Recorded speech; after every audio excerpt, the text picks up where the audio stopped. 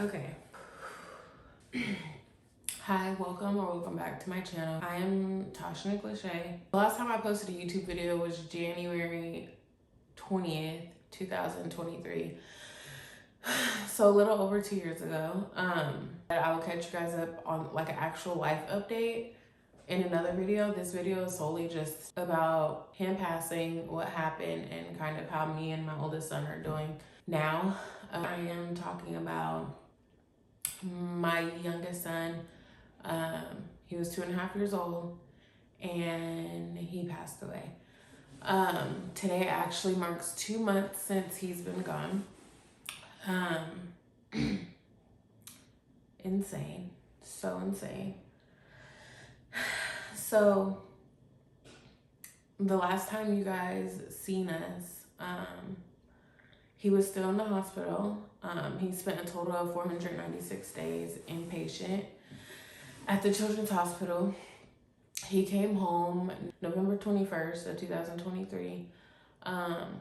So he was discharged that day. You know, we got home right before Thanksgiving and Christmas and all that stuff. It was great. So everything started on January 15th. What's crazy is, obviously I haven't filmed I haven't posted in a long time on YouTube, and that day I had actually started to film, which is, he was here too, so they were all playing, worship music was going, the whole nine. It was, it was a good day. It was a nice day outside, and if you don't know, I live in Washington State, so later on that day, it was around maybe 8 or 8:30. I put my kids in the bath like normal. I put them in the bath, and then Beyond, my youngest son, he was just super fussy, and that's just out of his usual, because bath time is kind of just their time. They love bath time. They know it's time to wind down, whatnot. So he was super fussy, and I took him out the bath. And when I took him out the bath, he had a bowel movement. So, he had a bowel movement. He's a baby. It wasn't nothing out of the ordinary, but when I took him out the bath, his body, and I was holding him, his body kind of just went limp in my arms.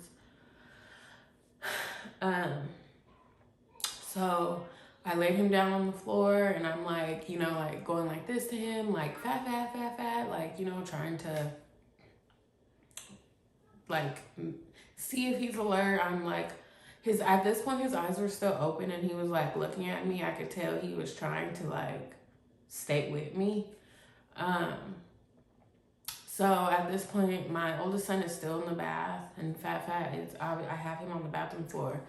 I pick him up, I take him to their room, I put him back on his vent, because if you don't know, he has a tracheostomy, and he's on his vent, but he's off of it for about 2 hours total a day. So his bath time is normally the time where we do a sprint, which is basically just a break from his trach and vent. So I go in their room, me and him go in their room, and I put him back on his, sorry if I'm not looking directly at the camera, but like, I'm trying to keep it together.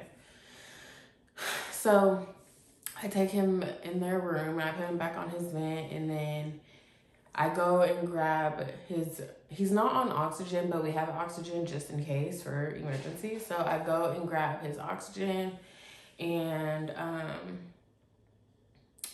go and grab his oxygen. I hook him up to that, and I start manually bagging him to make sure, he's getting oxygen. And before I did that, I called 911, and I told her what I was doing. I kept asking her, like, do you think I should put him on oxygen and take him off his vent? And she was like, it's kind of up to your discretion based on what you see. And how he was, I've never seen him like that before. So I switched him to his oxygen and manually bagged him. And then I ran to unlock my door, so when the fire department comes, they can, just walk in. So after it felt literally like I was bagging him forever. The fire department finally comes, and they're basically just looking at me. Like, looking back, I feel like they just didn't know what to do because, as well as the hospital, I feel like they just didn't know what to do because he's a medically complex kid. So I kind of told them, I said, do one of you guys want to take over bagging? So one of them took over bagging. They were, of course, asking me questions about him. I was telling them all of his history and his information. At this point, my oldest son is literally still in the bath. So once one of them took over bagging, I got Kai's pajamas and I put his pajamas on him, and then I hurry up and threw stuff in a bag, and we took him down. Like the firefighters put him on, one of the little bag things so they can carry him. They carried him downstairs. Me and Kai went, after them. We got in the ambulance, and I was telling them that, like, he's a medically complex kid. Like, he gets all his care at Children's Hospital. Like, Tacoma General's not going to know what to, Mary Bridge, Tacoma General, they're not going to know what to do for my son. That is the closest hospital to us, so they had to take us there. So we get there maybe around like 10:30, I want to say. And yeah, around like 10:30. The hospital from my house is about maybe 35 minutes away. And then I had to obviously wait for them to get here. And then we were here. Once they got to my house, they were here for maybe 30 minutes before we left. So it took some time. So once we got to Tacoma General, I was telling them everything, about my son. And I told them that I just need to get transferred to Seattle Children's because before I even said that, the doctor that was on was already flustered. One, because he was new, and two, they don't handle medically complex kids. So he was just flustered. I was literally telling them what to do. So they first got a CT scan, and he had told me initially that his CT scan looked good. And I showed him previous images from Davion's last CT scan.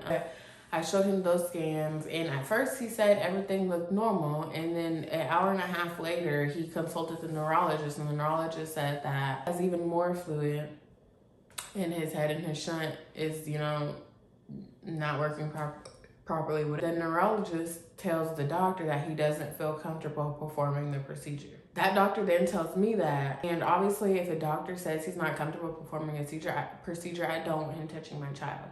Then that neurologist comes in, and he's just rude. I'm just gonna leave it at that. Time goes by, we finally get transferred to Seattle Children's.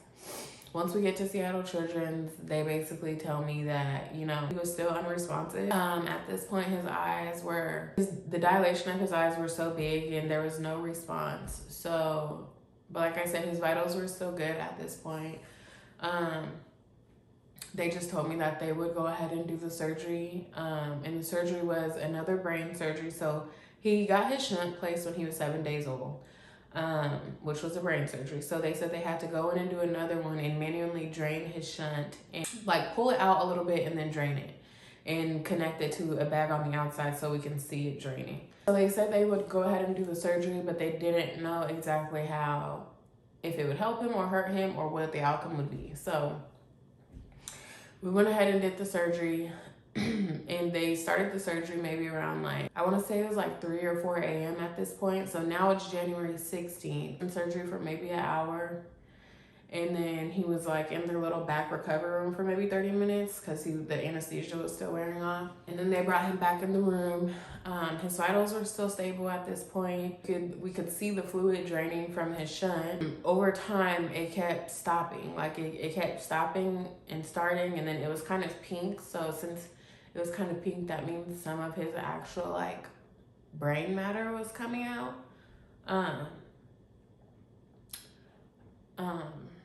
And around maybe around 4 or 5 p.m. on January 16th, the doctors they were just telling me there's nothing else that they can do. He was on some medicine to try to keep the pressure in his brain down and try to reduce the swelling. This whole entire time his eyes are still unresponsive. He's not passing any of the response tests to his body and stuff like that. But his vitals were, still intact and still good, and there was still brain activity going on because they were monitoring that too as well. I, in my heart and as a mom, I felt my baby leave. Like, I felt my baby's like presence leave. And when I felt that, I didn't say anything at that point because I think that I just didn't want to believe what I was feeling. So and his vitals were still stable at this point. There was still brain activity, but and I wasn't like trying to like lose hope or anything, but if you're a parent and you've lost a child, first my heart cries for you as well. But you know what I mean by you felt your child leave. So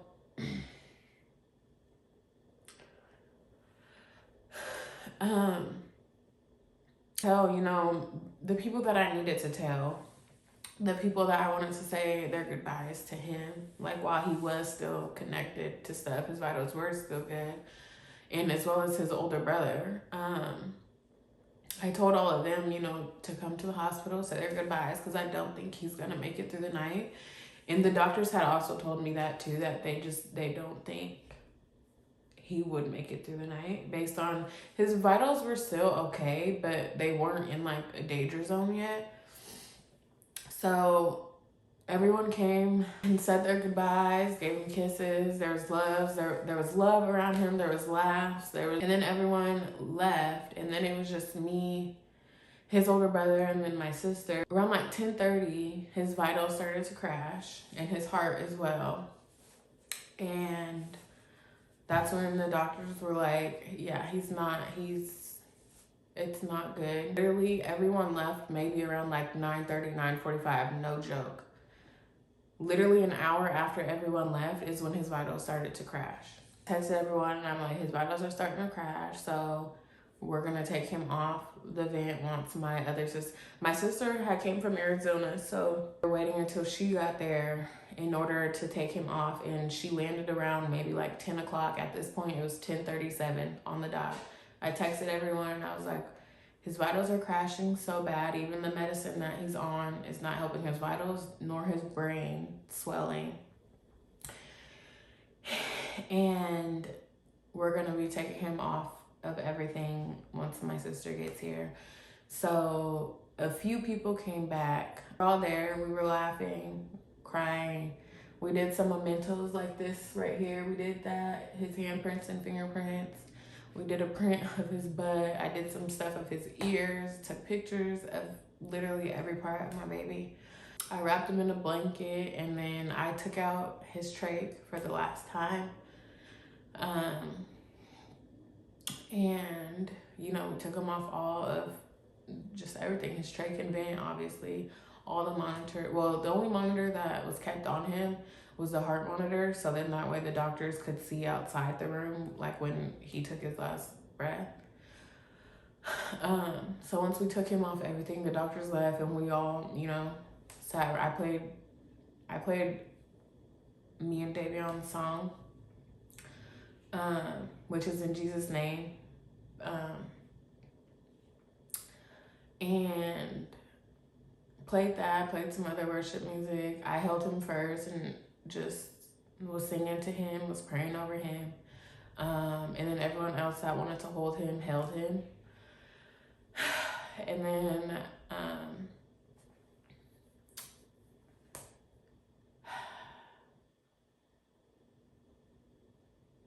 at 1:38 a.m. on January 17th, my baby took his last breath. The first month, I feel like my body was just in such shock. Obviously, I cried and missed his presence. I could feel that his presence just gone, obviously.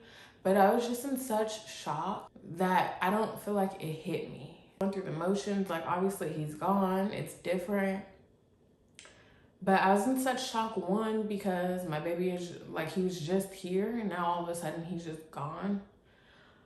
And also I couldn't really just like sit and mourn because I had to figure out how I was gonna lay my baby to rest. So I immediately, for one, we did a candlelight, so I immediately jumped into that. And kind of just like swallowed everything that was happening, not really processing anything. So started doing stuff for the candlelight. And then after that, I started doing fundraisers, posting for the GoFundMe, doing selling baked treats, just anything that I could to raise enough money to lay my baby to rest. We almost didn't even get to lay him to rest, but thank God for the funeral home. And obviously God, I feel like the first month I couldn't even really just like soak it and sit in it because I had so much to do. This month was just really just a whirlwind in my head. Burial finally came and just did a burial side and just, you know, buried him, and then we did a repast after. That whole entire day, my body was literally in shock. I promise you that whole day, I probably said less than 100 words. The burial, I feel like I couldn't even like talk or express anything. So it was kind of chaotic and just all over the place. Everyone just kind of went in and seen him. And then after that, my uncles, his uncles, and then my dad, they carried the casket to the car thing that, I can't think of the name right now, but you know the car that takes caskets to their burial spot. So and then I literally seen them put my baby down in the ground, which is just insane. We went to the repast and, you know, we ate and whatever, is fine. But after that, once me and Kai got home, his burial happened on February 9th. So after that is when I feel like I could just sit. And I sat. And the end of February and beginning of March was probably the hardest time I've ever had in my entire life. Losing a child is just a feeling that, it's just a feeling that I just can't even describe. It's a pain that I just can't even describe. For all the people that have lost a child, my heart truly also cries for you every time I do cry for my son. It's not a feeling that I would want anyone to ever feel. Like I'm trying to figure out who I am again, because the person I was before my son passed away is literally no longer here. It completely changes you. It just days where I feel like I can't even lift my head up. Like it's just, some days I literally just feel like I can't even lift my head up, can't even be on my phone. I took a break from my phone and some people were just so offended that I wasn't texting them back. And it's like, we eat out, especially like my 4-year-old, like we don't really eat out a lot, but in the last 2 months I've ate out more than I have literally in the last 4 years that my oldest has been born. And that is insane. But it's literally some days I just felt like I literally just could not get up. Like I would literally do the bare minimum. So my 4-year-old, obviously, he has to eat. He would be the one to remind me to read my Bible. So it's just like, God knew what he was doing when he was giving me both my children, truly. The last, not even week, but the last like 4 days or so, been back in my Bible heavy. There was a point, there was maybe like a week where I was just so angry. I was true, and I'm sure it's a roller coaster, so I'm sure I'll go up and down again. It's only been 2 months, but I was just so angry, and I just wasn't in my Bible how I should have been in my Bible, and I feel like that anger kind of overtook me a little bit. But now that I've been back in my Bible, I do, of course, I'm still grieving, but I don't think I'll ever stop grieving, honestly. But since I've been back in my Bible, I have felt a little bit better. I have gotten up, and I wouldn't say better, but I've gotten up out of the bed. I've been cooking. I have the strength to film this video, and this is all just off of obedience, to be honest. It's off of obedience and off of God's strength. When you are at your weakest, God will give you the strength to continue. When I was in those darkest moments, I wasn't thinking like that.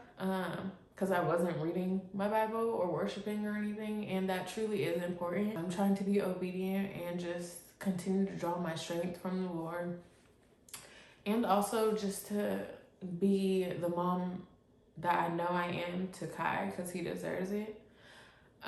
For the ones that wondering how Kai's doing, he's doing great, and like I feel like he's more worried about me, to be honest. He'll just say stuff like, oh, Mom, I miss Fat Fat. He talks to him all the time. He talks to him all the time. It's truly just crazy how one day you're here and then one day you are literally just gone. Your physical body is just gone. I keep looking over there because there's a big picture over there of him, but he makes it clear that his presence is here and that he's with us, and I know he is. And it's only been 2 months, and I keep telling myself, like, you got this, like, just make it to that year. Just make it to that year. And I don't know why I keep telling myself to make it to the year, because even at the year, I don't think it'll ever hurt less. But like I said, I'm trying to figure out who I am now.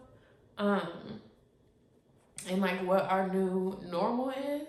Because ever since when I was pregnant with Davion, I found out at 20 weeks about, you know, his heart issues. Our life has kind of revolved around him.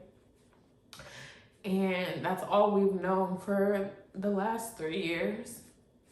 So to go the last 3 years from me being 20 weeks pregnant to all the way up until January, with most of our life being, you know, surrounded around him, it is a huge change.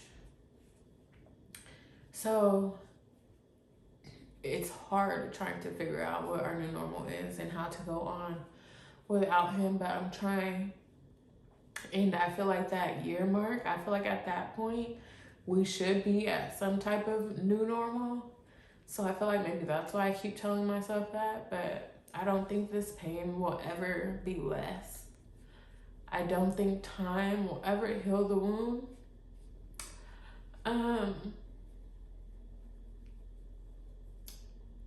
That's where we're at. We're doing okay. We're getting by. We're trying to figure it out.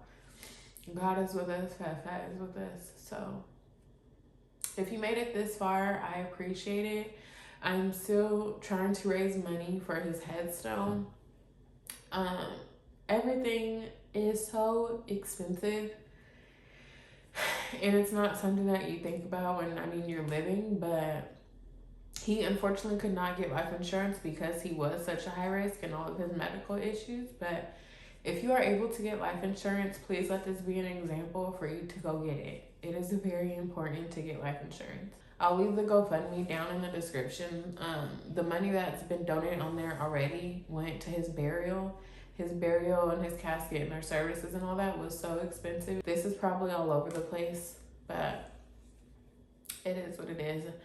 I'm doing what God told me to do, and if I can help at least just one person, then I'm doing what I'm supposed to do. Like I said at the beginning of this video, I will do a actual like live life update on like how the past 2 years before he passed away has been for us. If you made it through this whole video, I appreciate you and I thank you. Have a blessed one.